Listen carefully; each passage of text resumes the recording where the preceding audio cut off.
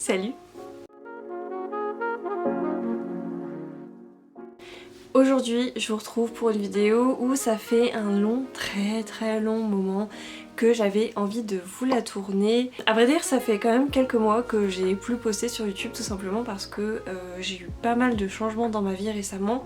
Notamment, j'ai trouvé un nouveau travail en tant que barista. Et aussi, j'ai commencé à lancer donc mon Patreon et à être beaucoup plus active sur mon compte Instagram d'illustration, car je suis officiellement illustratrice en freelance et ça y est, j'ai enfin fait tous les papiers, tout est réglé. J'ai quelques petits projets en tête par rapport à ça. En tout cas, je vous mettrai mon Patreon en barre d'infos si vous voulez me soutenir. Sachez que vous pouvez à certains niveaux recevoir un stickers ou un print ou avoir des brushes Procreate gratuits. Voilà, sur ce, je vais pas trop m'attarder par rapport à l'intro, je voulais juste vous tenir au courant que aussi si j'ai l'air fatiguée, c'est tout à fait normal. Je suis juste complètement vannée par tous les beaux projets qui m'entourent en ce moment, mais je vais pas m'en plaindre parce que au moins j'ai une vie qui est bien remplie. Du coup, pour cette petite vidéo, je vous recommande d'aller vous prendre un petit truc à boire ou à manger parce que j'ai pas mal de choses à vous présenter, comme vous pouvez le voir, et encore vous n'avez pas tout je pense à vue. Ça va être un énorme manga haul parce que forcément qui dit absence depuis longtemps dit achat que vous n'avez pas vu. Donc bien évidemment je me suis parée de ma meilleure tasse pour commencer cet automne. Let's get cozy. On va papoter un petit peu lecture et puis book haul. Alors il y aura 2 vidéos book haul qui vont arriver étant donné que j'ai pas fait des vidéos depuis longtemps. Il y a eu énormément d'achats livresques, que ce soit des romans ou des mangas, mais quoi qu'il en soit, cette vidéo-ci, ce sera les mangas. J'avoue que je sais pas trop par quoi je vais commencer, donc on va débuter par les boys love parce que je pense que c'est quelque chose qui n'intéresse pas forcément tout le monde, donc je vais commencer par ça et puis après du coup il va y avoir un petit peu plus de tout. Donc ce mois-ci effectivement il y a eu de la bande dessinée, il y a eu des grands formats manga, il y a vraiment de tous les genres. On va avoir du seinen horreur, du shoujo, du shonen, du seinen, du boys love. Je vais débuter avec les boys love qui sont en train de se casser la minette. Dans celui-là, j'ai l'impression que ça fait une éternité que je l'ai acheté. C'est Cut Over Criteria qui est écrit par Koala Omogi. Honnêtement, je l'ai lu, il n'y a rien de folichon, ça passe bien le temps, mais bon, tout ça, vous le verrez dans une revue lecture. Et donc ça va parler d'un nouvel employé qui commence à travailler sous les ordres d'un des personnages. Et il y a tout simplement une histoire qui va commencer à se dérouler au travail. Donc voilà, en fait moi j'ai été surtout happée par la couverture et par les dessins qui avaient l'air vraiment choupinous et qui le sont. D'ailleurs, je vais vous montrer un petit peu. Ils le sont. Après c'est vrai que ça fait un moment que je l'ai lu et que honnêtement je me souviens de pas grand chose, donc il n'y a rien de très transcendant. Pareil, un autre boys love que j'ai bien aimé, qui était assez feel good, que j'ai l'impression d'avoir acheté il y a une éternité aussi, c'est Thermomètre sentimental de Kaoruko Miyama. Voilà, donc j'ai été tout de suite happée par les designs des personnages et la couverture qui avait l'air vraiment très pop, très coloré, mais ça parlerait d'une personne qui peut voir des ballons au-dessus des têtes des personnages qui vont un petit peu décrire leurs émotions, mais un jour il va croiser ce très beau monsieur qui n'a pas de ballon. Voilà, et donc l'histoire va un petit peu s'articuler autour de ça. Et ça a été très appréciable, j'avoue que je le relirai bien parce que je m'en souviens plus trop, donc rien de très marquant. En même temps, le nombre de boys love que je lis, c'est assez hallucinant, donc c'est normal que je me souvienne pas de tout. Mais bon voilà, j'en ai un très bon souvenir, pareil je vous en reparlerai plus en détail dans un update lecture. Après ça c'est un boys love que je n'ai pas encore lu, et d'ailleurs je ne sais toujours pas pourquoi je l'ai pas encore lu, c'est L'Ange aux pieds nus de Ito Nonomiya. Voilà, donc pareil... Très interpellée par la couverture et surtout le titre, parce que moi quand je vois un ange dans les boys love, je ne peux pas m'empêcher de penser à One Room Angel, qui a été écrit du coup par Arada, qui a été je pense à l'époque un de mes plus gros coups de cœur boys love. Pareil, donc là je sais pas encore trop. Il y a une petite filoute qui frappe à la porte.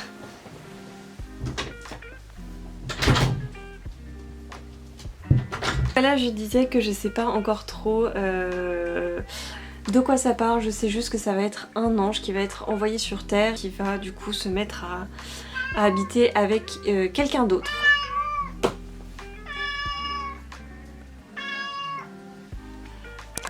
Alors je m'excuse par avance parce que j'ai un chat qui est en ce moment très capricieux et qui aime beaucoup papoter dans le vide.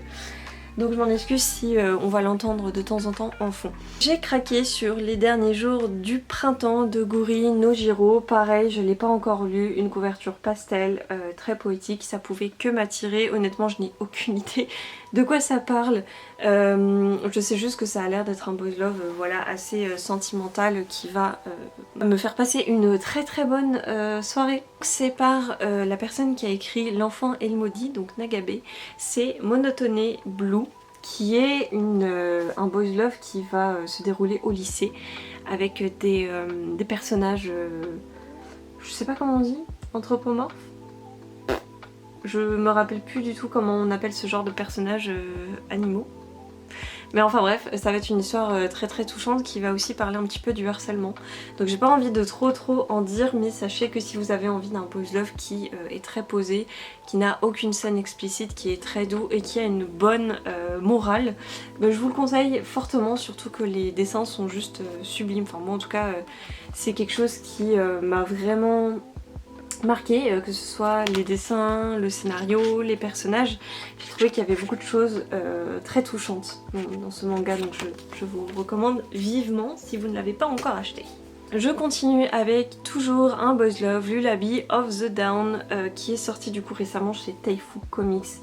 Je sais qu'ils en ont pas mal parlé, moi ça me donne vraiment envie parce que les personnages ont un design bien à eux, et surtout voilà, j'ai beaucoup craqué pour l'univers, pour le style, donc je l'ai pas encore lu, je peux pas vous en dire beaucoup là-dessus, mais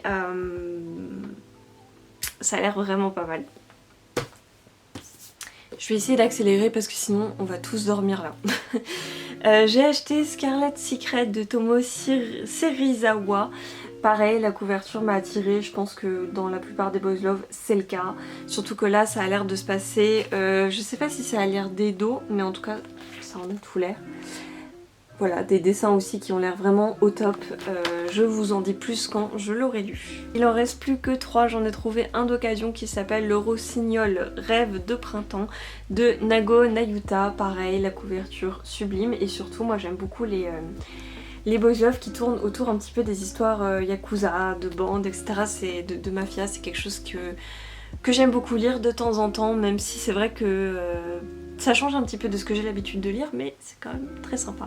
On va passer à une autrice que j'adore, que j'affectionne tout particulièrement, qui s'appelle Suzumaru Minta, qui a déjà fait coup de cœur pour Cupidon, le tome 1 et 2. Il me semble qu'elle a fait aussi Golden Sparkle, si je dis pas de bêtises. Elle a fait encore un autre manga avec un policier, mais alors je ne me souviens plus du tout du titre. Et cette fois elle revient en France avec Le capricieux chant de l'amour, que je n'ai toujours pas lu, mais qui encore une fois a l'air de parler un petit peu d'un voyou et d'un gentil petit élève. C'est une dynamique qu'on retrouve quand même assez souvent chez les boys love, mais pourquoi pas. C'est vrai qu'elle a un style graphique vraiment agréable à chaque fois, donc moi à chaque fois que je vois un manga d'elle qui sort en France, je me jette dessus.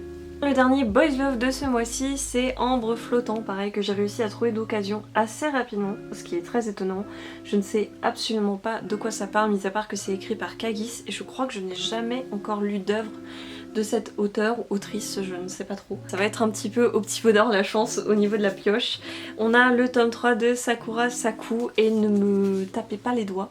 Je n'ai pas encore lu le tome 1 et 2, mais j'ai acheté quand même le tome 3 parce que je sais qu'elle a écrit Blue Spring Ride, que j'avais beaucoup aimé, et qu'elle a écrit, il me semble, elle a écrit autre chose, mais alors là j'ai un trou de mémoire. Ah oui, Love Beloved Be Left. Voilà, donc ça c'est deux shoujo qui ont un petit peu marqué mon adolescence, et c'est pour ça que j'achète sans hésiter toujours la suite de ces séries.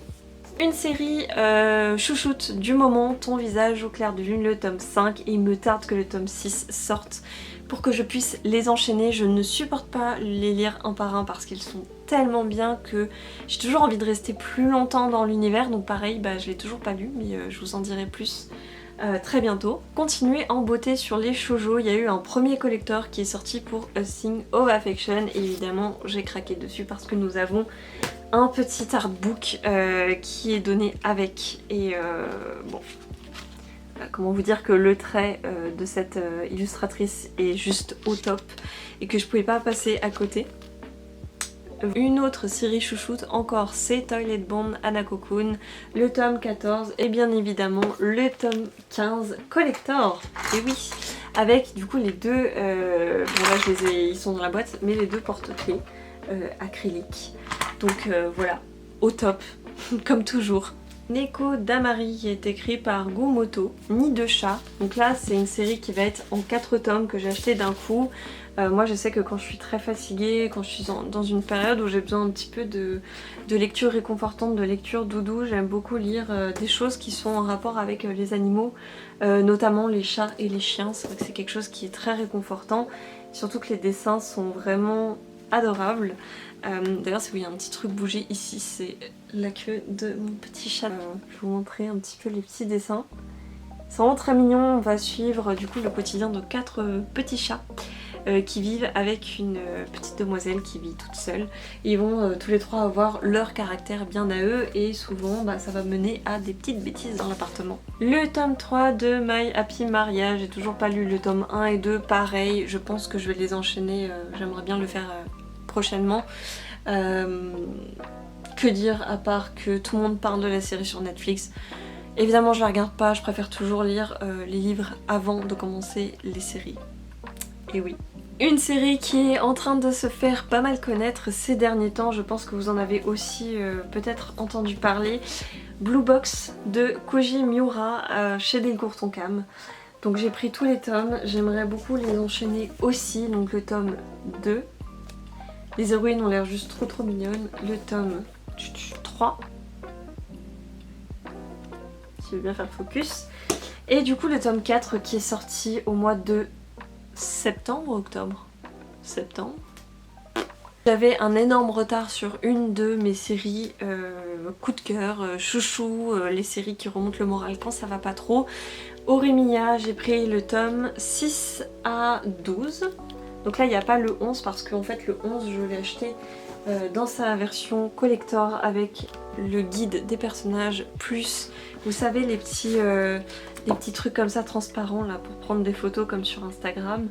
Voilà, donc j'aime beaucoup ce collector d'ailleurs, je l'ai trouvé très peu cher compte tenu de son contenu en fait, donc j'en suis pas peu fière et je l'aime beaucoup.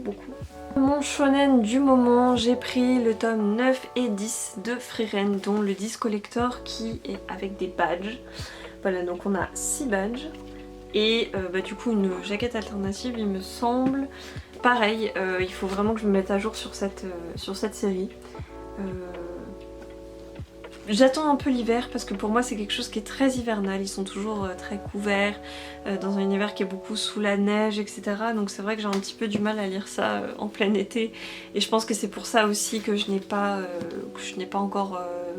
je ne suis pas encore mise à jour vis-à-vis de cette série. Ça c'est un achat qui date vraiment de 2 ou 3 jours, qui date de cette semaine, c'est Tengu Hunter Brothers. Voilà, donc c'est chez... bonne question... Michel Lafon. Je n'ai pas beaucoup de mangas de chez eux à part Nina Royaume des étoiles.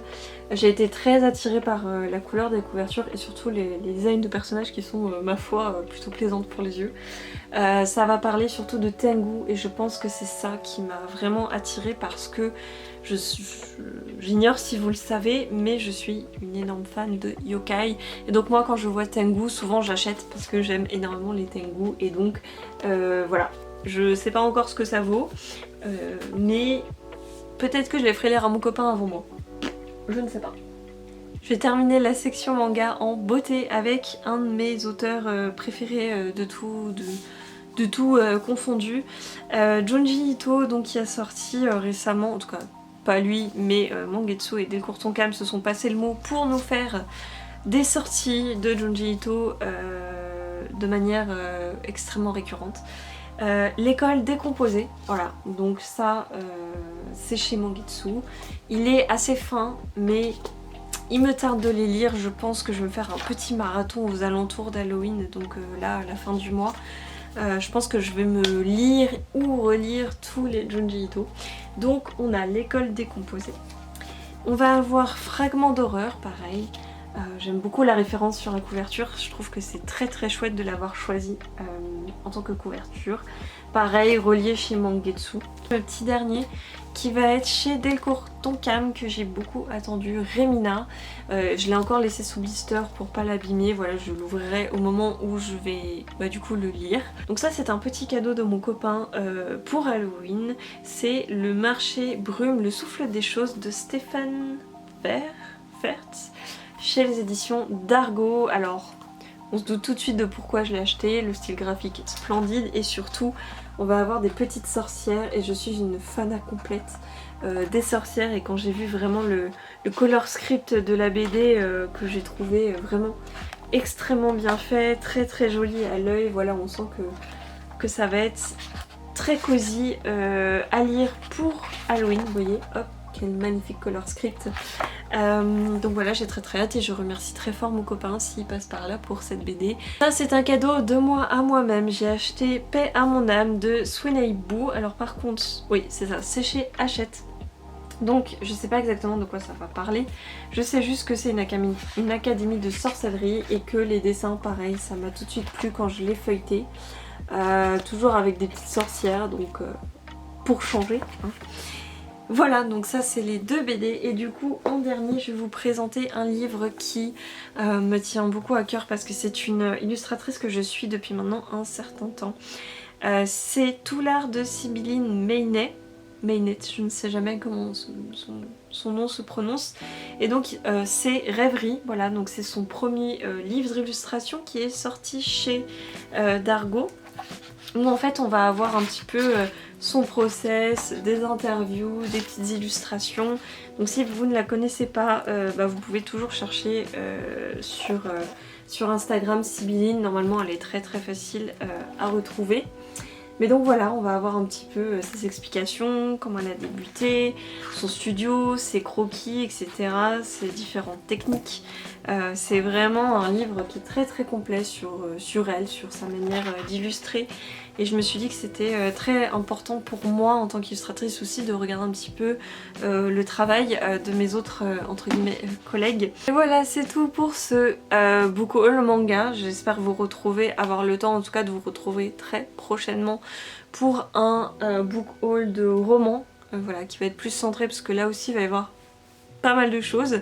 Sur ce, je vous fais des gros bisous, prenez soin de vous et puis à la prochaine.